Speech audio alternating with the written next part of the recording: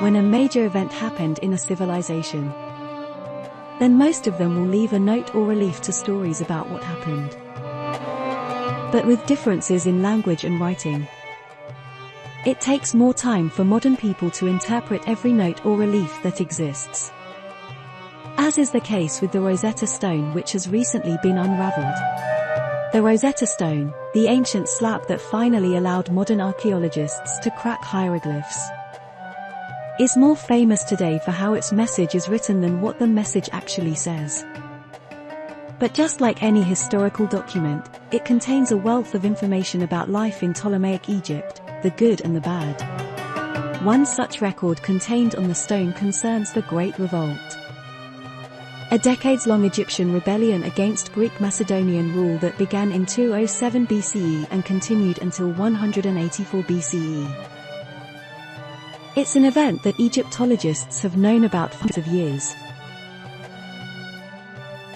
The historical texts on the Rosetta Stone, but it's only now, with a new excavation at a site known as Thmouis, that we finally know exactly where it happened. Archaeological evidence from the revolt is quite rare. J. Silverstein, project co-director and an archaeologist and senior lecturer at Nottingham Trent University, told the Art newspaper. The story of the discovery goes all the way back to 2007, when archaeologists at the University of Hawaii launched the Thmouis project. But it wasn't until 2 years later that excavations at the ancient site initially started.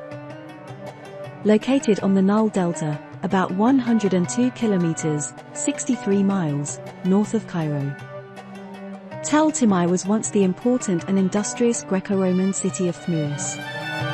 At first I was seeing things that piqued my curiosity and began to realize that we were looking at the destruction layer, Silverstein told Live Science. And then we started finding bodies. Thmouis had been the site of some major conflict over the course of several years. Excavations revealed remains of burned buildings, weapons, and stones thrown by siege engines. Coins found beneath a home's floorboards, as well as fragments of pottery and imported Greek items, allowed the team to date the discoveries to the early Ptolemaic era, precisely the time of the Great Revolt.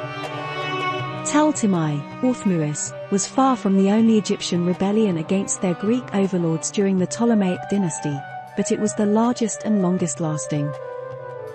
With the discovery of its physical location, the researchers hope that more evidence and insight into life in Ptolemaic Egypt will come to light, and perhaps make physical an ancient world that has so far existed only through text and imagination.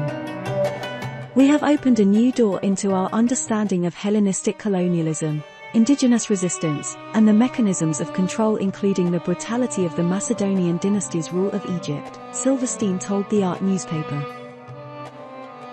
Many other cities suffered a similar fate to that of Thmouis, and I hope that this discovery will help broaden the scope of our archaeological understanding of these events.